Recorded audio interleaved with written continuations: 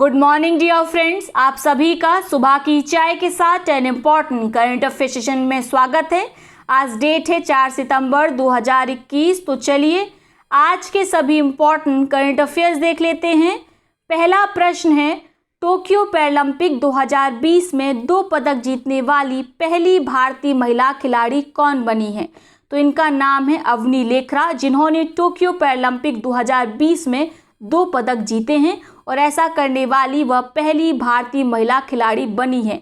न केवल Tokyo Paralympic में बल्कि अभी तक जितने भी पैरालंपिक का आयोजन हुआ है उसमें किसी एक पैरालंपिक में 2 पदक जीतने वाली अवनी लेखरा पहली भारतीय महिला खिलाड़ी है। यानी अभी तक एक पैरालंपिक में किसी भी महिला खिलाड़ी ने 2 पदक नहीं जीते थे और अब किसने जीते हैं? अवनी लेखरा ने। क्लियर हो गया। अब बात करते हैं अवनी लेखरा ने कौन से 2 पदक जीते हैं और किन स्पर्धाओं में उन्होंने इन 2 पदकों को जीता है। तो पहली स्पर्धा कौन सी है? पहली स्पर्धा है 10 metre air rifle standing SH1 स्पर्धा, जिसमें इन्होंने गोल्ड मेडल जीता है। वहीं 50 मीटर राइफल 3 पोजीशन SH1 स्पर्धा में अवनी लेखरा ने कांस्य पदक यानी ब्रॉन्ज मेडल हासिल किया है। क्लियर हो गया। तो कौन कौन से 2 पदक हैं? पहला है गोल्ड मेडल और दूसरा है ब्रॉन्ज मेडल। इसके साथ अवनी लेखरा ने एक और रिकॉर्ड अपने नाम किया है। 10 metre air rifle standing SH1 स्पर्धा में स्वर्ण पदक जीतने वाली यानी गोल्ड मेडल जीतने वाली पहली भारतीय महिला खिलाड़ी बनी है। क्लियर हो गया। अगला प्रश्न देखें, किस राज्य या केंद्र शासित प्रदेश ने हिम तेंदुए को राज्य पशु, काली गर्दन वाले क्रेन को राज्य पक्षी घोषित किया है? तो ये कौन सा केंद्र शासित प्रदेश है? ये है लद्दाख, जिसने हिम तेंदुए यानी स्नो लेपर्ड को अपना राज्य पशु घोषित किया है। वहीं काली गर्दन वाली क्रेन को राज्य पक्षी घोषित किया है। तो इसको भी आप मोस्ट इंपॉर्टेंट लगाएंगे। साथ ही आप कमेंट बॉक्स में बताएंगे जम्मू कश्मीर लद्दाख पुनर्गठन अधिनियम कब पारित किया गया था। अगला प्रश्न है, किसने सीमा सुरक्षा बल BSF के नए महानिदेशक के रूप में कार्यभार संभाला है? तो ये है पंकज कुमार सिंह, जो कि सीमा सुरक्षा बल यानी बॉर्डर सिक्योरिटी फोर्स के डायरेक्टर जनरल महानिदेशक बने हैं। बात करें सीमा सुरक्षा बल की तो यह भारत की प्रमुख अर्धसैनिक बल है, जिसका गठन 1 दिसंबर 1965 को किया गया था। भारत का सीमा सुरक्षा बल दुनिया का सबसे बड़ा सीमा रक्षा बल है। क्लियर हो गया। ठीक है। जिसके नए महानिदेशक कौन बने हैं? पंकज कुमार सिंह।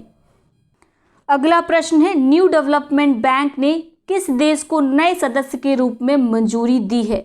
तो नए सदस्य के रूप में किन्हें मंजूरी मिली है? उरुग्वे को, संयुक्त अरब अमीरात को यानी UAE को और बांग्लादेश को। तो आपका विकल्प डी सही होगा। सभी को न्यू डेवलपमेंट बैंक में नए सदस्य के रूप में मंजूरी मिली है।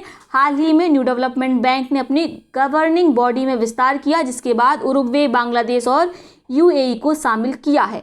अब बात करते हैं न्यू डेवलपमेंट बैंक की। तो इसकी स्थापना किसके द्वारा की गई थी? इसकी स्थापना की गई ब्रिक्स देशों के द्वारा। कब? वर्ष 2014 में। ब्रिक्स देशों में कौन से देश आते हैं? तो आप जानते हैं ब्राज़ील, रशिया, इंडिया, चाइना और साउथ अफ्रीका। इन्होंने मिलकर 2014 की ब्रिक्स सम्मेलन में न्यू डेवलपमेंट बैंक की स्थापना की। 2014 का जो ब्रिक्स सम्मेलन था वह कहाँ हुआ था? तो आपका उत्तर होगा ब्राज़ील में। क्लियर हो गया। और यहीं पर न्यू डेवलपमेंट बैंक की स्थापना की गई। न्यू डेवलपमेंट बैंक ठीक उसी प्रकार से काम करता है जैसे विश्व बैंक काम करता है पूरे विश्व के लिए, और न्यू डेवलपमेंट बैंक काम करता है एशिया के लिए, यानी एशिया में आर्थिक विकास के लिए यह ऋण और अनुदान उपलब्ध कराता है। बात करें इसका हेडक्वार्टर कहाँ पर है? तो इसका हेडक्वार्टर है संघाई, चीन में। कई बार इसका हेडक्वार्टर पूछा गया है, तो आप इसे याद कर लेंगे। क्लियर हो गया। अगला प्रश्न देखें। अगला प्रश्न देखें, उसके पहले एक पॉइंट और नोट करेंगे न्यू डेवलपमेंट बैंक के बारे में। कई बार प्रश्न आता है कि कितनी पूंजी के साथ न्यू डेवलपमेंट बैंक को शुरू किया गया था? तो आपका उत्तर होगा 100 अरब डॉलर की शुरुआती पूंजी के साथ न्यू डेवलपमेंट बैंक को शुरू किया गया था। ठीक है। इसका संचालन, इसका प्रचालन शुरू किया गया था। ये अभी और ज़्यादा इम्पॉर्टेंट है क्योंकि हाल ही में न्यू डेवलपमेंट बैंक के द्वारा इस पूंजी को विस्तारित करने का निर्णय लिया गया है। तो ये आप जो अमाउंट है ज़रूर याद रखेंगे। अब अगला प्रश्न देख लेते हैं। टोक्यो पैरालंपिक 2020 में प्रवीण कुमार ने पुरुषों की ऊंची कूद में कौन सा पदक जीता है? तो इन्होंने जीता है रजत पदक, सिल्वर मेडल। इनका नाम है प्रवीण कुमार, जिन्होंने पुरुषों की ऊंची कूद में ये पदक जीता है। इनको लगाएंगे मोस्ट इम्पॉर्टेंट। प्रवीण कुमार सबसे कम उम्र के एथलीट है जिन्होंने टोक्यो पैरालंपिक में किसी मेडल को जीता है, और इन्होंने किसी भी कोच के अंतर्गत ये प्रशिक्षण नहीं लिया, ना ही इन्होंने सरकारी सहायता प्राप्त की प्रशिक्षण के लिए, बल्कि इन्होंने स्वयं से गूगल पर सर्च किया कि कैसे टोक्यो पैरालंपिक में हिस्सा ले सकते हैं। इन्होंने खुद से इंडिविजुअल होकर इस फॉर्म को फिल किया और उसके बाद इन्होंने भारत के लिए कौन सा पदक जीता है? रजत पदक जीता है। और इस ऊंची कूद प्रतिस्पर्धा में इन्होंने एक रिकॉर्ड भी बनाया है, जिसको आप नोट करेंगे। रिकॉर्ड कितने मीटर का है? तो आप नोट करेंगे 0।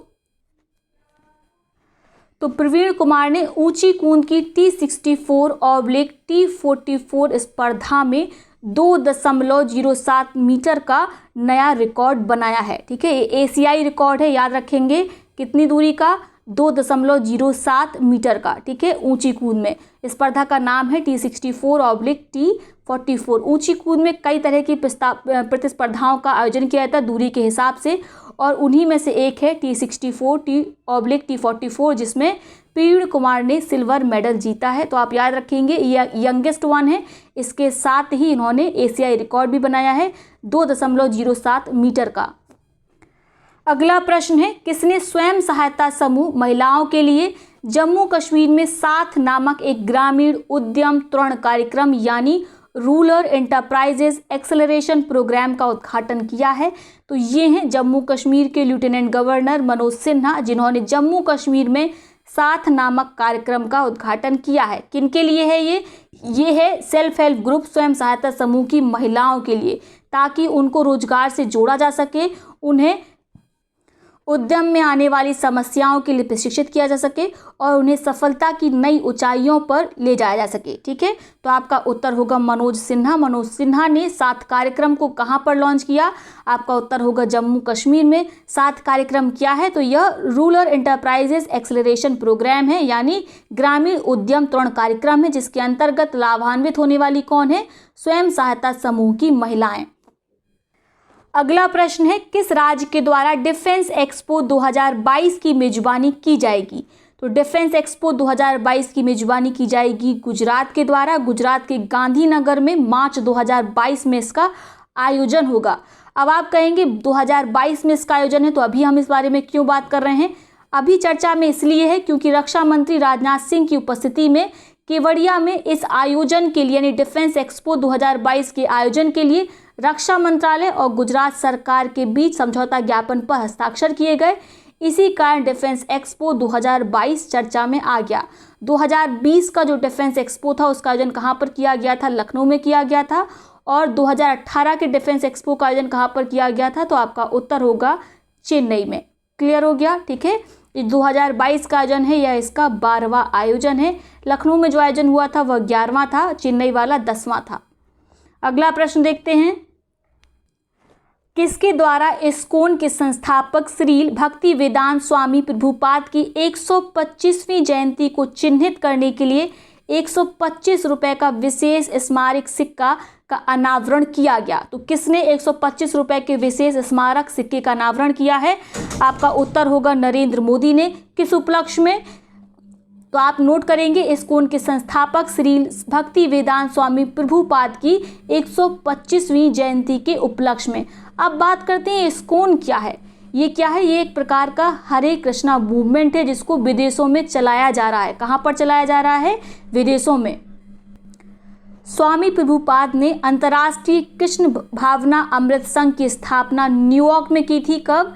1966 में। ठीक है, न्यूयॉर्क में इन्होंने हरे कृष्णा मूवमेंट चलाया, उसके लिए एक संघ की स्थापना की जिसका नाम है अंतर्राष्ट्रीय कृष्ण भावना अमृत संघ। ठीक है, जिसे इस्कॉन भी कहा जाता है। कहाँ शुरू किया? न्यूयॉर्क में। इसके साथ इन्होंने कई मंदिरों का निर्माण कराया। ठीक है, पूरे विश्व में कई कृष्ण भगवान के मंदिर है जिन्हें इस्कॉन टेम्पल कहा जाता है। कई तरह के इन्होंने विद्यालयों की भी स्थापना की और इसीलिए इनकी 125वीं जयंती के उपलक्ष्य में प्रधानमंत्री नरेंद्र मोदी ने 125 रुपये के विशेष स्मारक सिक्के का अनावरण किया है। तो इनका नाम जरूर याद रखेंगे, श्रील भक्ति वेदांत स्वामी प्रभुपाद इनका नाम है। साथ में इस्कॉन के बारे में जो जानकारी दी है आप उसे भी नोट करेंगे। अगला प्रश्न देखते हैं, कौन से मंत्रालय द्वारा पत्रकार कल्याण योजना की समीक्षा के लिए एक समिति का गठन किया गया है? तो समिति का नाम क्या है? समिति का नाम है JWS कमेटी, यानी जर्नलिस्ट वेलफेयर स्कीम की समीक्षा, ये इसका नाम है। ठीक है, इस समिति का गठन किसके द्वारा किया गया है? तो आपका उत्तर होगा सूचना और प्रसारण मंत्रालय के द्वारा। किसकी अध्यक्षता में? तो नोट करेंगे, प्रसार भारती के सदस्य अशोक कुमार टंडन की अध्यक्षता में 12 सदस्यों की कमेटी का गठन किया गया है। अशोक कुमार टंडन इनकी अध्यक्षता में। ठीक है, कितने मेंबर हैं? 12 मेंबर हैं। इसका उद्देश्य क्या है? जो पत्रकार कल्याण योजना है यानी जर्नलिस्ट वेलफेयर स्कीम है, इसकी जो मौजूदा गाइडलाइन है उनकी समीक्षा की जाएगी, उनकी रिव्यू की जाएगी और ये रिपोर्ट 2 महीने के अंदर सबमिट करनी है। ठीक है, इस समिति का गठन किसने किया है? सूचना और प्रसारण मंत्रालय ने। क्लियर हो गया? तो ये हैं आज के सभी इंपॉर्टेंट करंट अफेयर्स। अब देखेंगे आज के उन प्रश्नों को जिनका जवाब आपको कमेंट बॉक्स में देना है। दोनों प्रश्नों का जवाब एक ही कमेंट में लिखेंगे, जिसका जवाब सबसे पहले सही सटीक आएगा उसके कमेंट को पिन किया जाएगा, साथ में उसका नाम अगले वीडियो में लिया जाएगा। पहला प्रश्न क्या है? अफगानिस्तान से नागरिकों को निकालने के लिए अभियान चलाया भारत ने, उस अभियान का आपको नाम बताना है। आपके विकल्प है ऑपरेशन देवी शक्ति, ऑपरेशन दिव्य शक्ति, ऑपरेशन भारत या ऑपरेशन हिम्मत। दूसरा प्रश्न क्या है? भारत के किस पड़ोसी देश ने खाद्य संकट को लेकर आपातकाल का ऐलान किया है?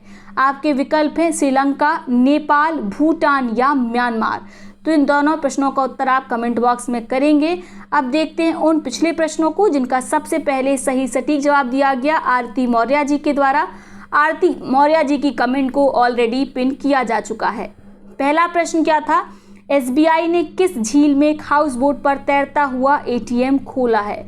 तो SBI ने देश का पहला फ्लोटिंग ATM खोला है। कहाँ पर? जम्मू कश्मीर में। जम्मू कश्मीर में कहाँ पर? डल झील में। क्लियर हो गया? इसको लगाएंगे मोस्ट इम्पॉर्टेंट। यदि आप SBI के बारे में विस्तार से जानना चाहते हैं तो पिछला वीडियो आप देखेंगे। दूसरा प्रश्न क्या था? Rabobank 2021 global dairy top 20 report में अमूल को किस स्थान पर रखा गया है? तो हाल ही में रोबो बैंक के द्वारा ग्लोबल डेयरी टॉप 20 रिपोर्ट जारी की गई, जिसमें भारत की अमूल को दिया गया है 18वां स्थान। पिछले वर्ष अमूल को 16वें स्थान पर रखा गया था। तो ये है आज का सेशन। आई होप वीडियो आपको पसंद आया होगा। वीडियो को लाइक करेंगे, साथ ही अपने मित्रों से पार्टियों के साथ इसे शेयर अवश्य करेंगे। तो चलिए कल हम नए सेशन में मिलेंगे, तब तक के लिए बहुत बहुत धन्यवाद।